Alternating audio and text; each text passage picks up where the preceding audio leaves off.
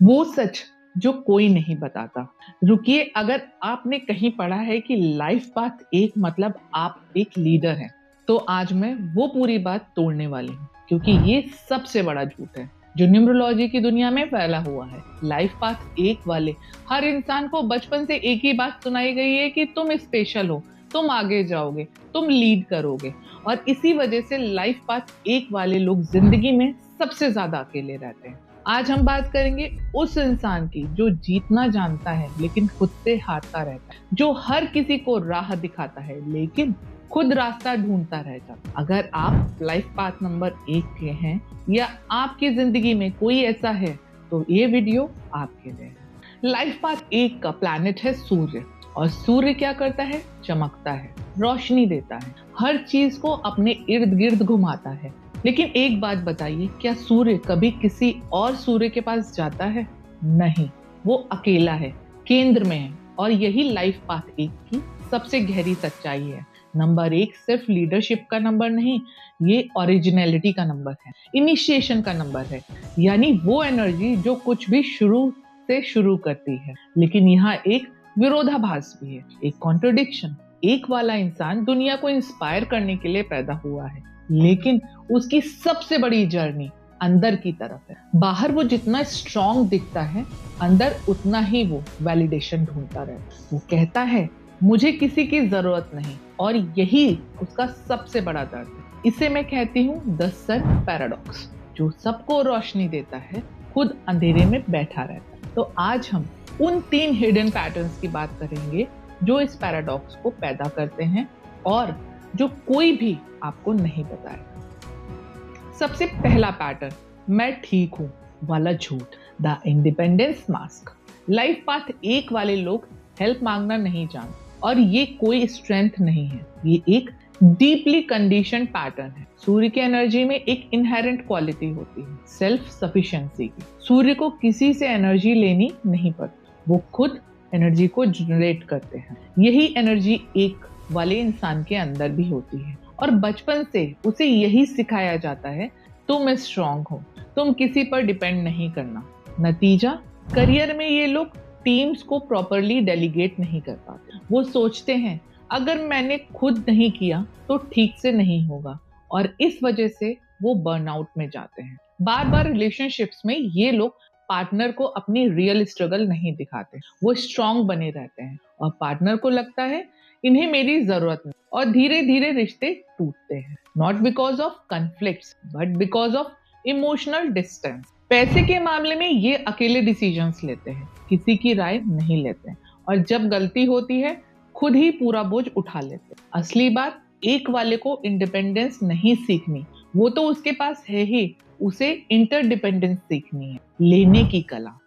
अब बात करते हैं पैटर्न 2, शुरुआत का जादू, अंत का डर, the starters curse. Life path 1 वाले दुनिया के सबसे बेहतरीन स्टार्टर्स होते हैं। नया प्रोजेक्ट, बूम, आइडिया आया, एनर्जी आई, शुरुआत हुई, लेकिन 3 महीने बाद वो प्रोजेक्ट कहाँ है? ये पैटर्न मैंने सैकड़ों 1 वाले लोगों में देखा, और इसकी वजह कोई लेजीनेस नहीं है, वजह है नंबर 1 की फंडामेंटल नेचर। नंबर 1 इनिशिएशन की एनर्जी कैरी करते हैं। ये वो स्पार्क है जो फायर शुरू करता है, लेकिन फायर को जलाए रखना वो एक का काम नहीं है।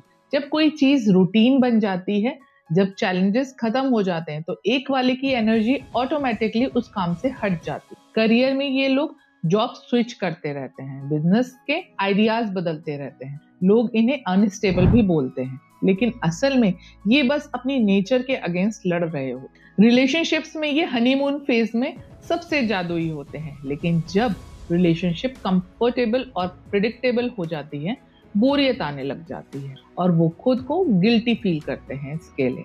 असली बात, 1 वाले को हर काम में आर्टिफिशियली नए चैलेंजेस इंजेक्ट करने होते, इन्हें फिनिशिंग की रिस्पॉन्सिबिलिटी किसी और को देनी होती है। एक अच्छे पार्टनर को, एक को फाउंडर को, एक टीम मेंबर को। ये वीकनेस नहीं, ये सेल्फ अवेयरनेस है। 1 नंबर वालों के रिलेशनशिप के वीडियो का लिंक ऊपर दिया गया है।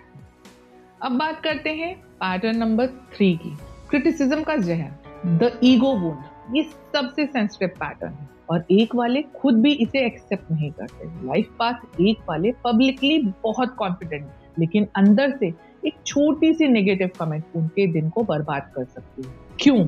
सूर्य की एनर्जी को याद करिए। सूर्य यूनिवर्सल सेंटर है, उसे चैलेंज नहीं किया जाता।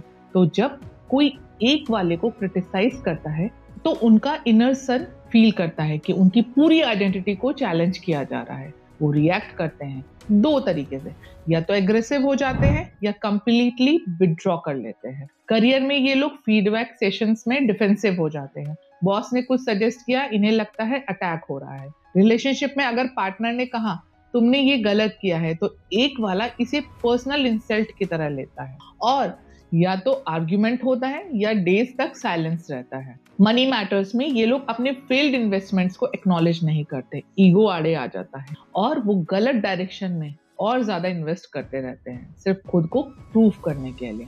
असली बात, एक वाले को क्रिटिसिज्म और आइडेंटिटी को अलग करना सीखना पड़ेगा। जब कोई आपके काम को क्रिटिसाइज करे, वो आपको क्रिटिसाइज नहीं कर रहा है, लेकिन एक वाले का सन इन दोनों को एक मान लेता है। अब बात करते हैं उपाय। तो पहला उपाय, रोज सुबह सूर्योदय के वक्त बाहर जाइए, सूर्य को देखिए, लेकिन ये मत सोचिए कि मैं सूर्य से एनर्जी मांग रहा हूँ, बल्कि ये सोचिए मैं सूर्य को एक्नॉलेज कर रहा हूँ। क्यों काम करता है ये? एक वाले का सबसे बड़ा इशू है कि वो अपने ईगो को सन की तरह ट्रीट करता है, अकेला, सेंटर, जरूरत नहीं किसी की। लेकिन जब आप असली सूर्य के सामने खड़े होते हैं, आपका ईगो ऑटोमेटिकली हम्बल होता है। आप रियलाइज करते हैं कि आप सूर्य नहीं हैं, आप सूर्य की एक किरण हैं। ये है साइकोलॉजिकल रीसेट।